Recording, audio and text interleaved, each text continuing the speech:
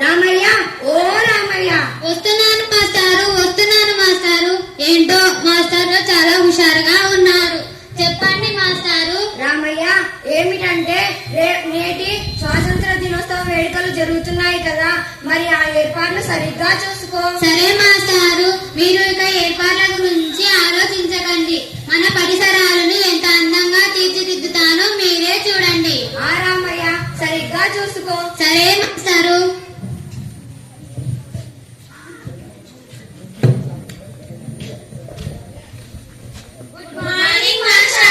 Good morning పిల్లలు.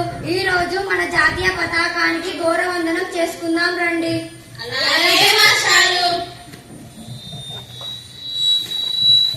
పిల్లలు అందరూ కూర్చోండి.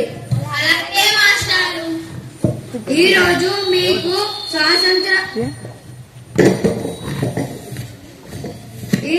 మీకు జాతీయ పండుగ గురించి కొన్ని విషయాలు తెలియజేస్తాను. మీరు శ్రద్ధగా వినండి. మన దేశంలో ఎన్నో మతాలు, కులాలు, సంస్కృతులు ఉన్నా మనందరినీ ఒకటిగా కలిపేదే భారతీయత. దేశాన్ని ప్రేమించడం అంటే మాటల్లో జై హింద్ అనడం కాదు, మన బాధ్యతను నిర్వహించడం కూడా. మాస్టారు, అయితే మేము చిన్నపిల్లలం కదా, మేము ఏం చేయగలము? మాస్టారు, నాకు అర్థమైంది. మేము చిన్నవాళ్ళం అయినా కూడా మా బాధ్యత చిన్నది కాదు. అంటే దేశాన్ని పరిశుభ్రంగా ఉంచడం, ఇతరులను గౌరవించడం, చదవడం కూడా దేశ సేవే అని నాకు అర్థమైంది మాస్టారు. శభాష్ సీత, చాలా చక్కగా ఆలోచించావు. మాస్టారు, నేను సైనికున్నై దేశ సరిహద్దుల్లో నిలబడి శభాష్ గోపి.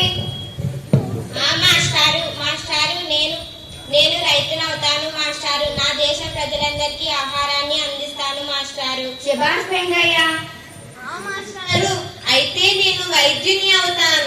దేశ ప్రజల ఆరోగ్యాన్ని కాపాడడం కూడా దేశ సేవే కదా మాస్టారు. శభాష్ ఆఫ్రిన్.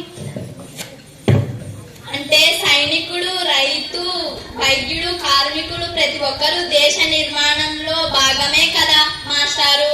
అవును సీత, దేశభక్తి అంటే దేశ హక్కులను గౌరవించడంతో పాటు దేశ హక్కులను, ప్రకృతిని కాపాడటం, ఇతరులకు సహాయం చేయడం మరియు నిజాయితీగా ఉండడం, తన బాధ్యతను నిజాయితీగా ఉంచుకోవడం వల్ల మన దేశం మరింత గొప్ప దేశంగా చెందుతుంది. అయితే మాస్టారు, ఇక్కడ నుంచి నేను నా దేశం కోసం బాధ్యతగా ఉంటాను మాస్టర్.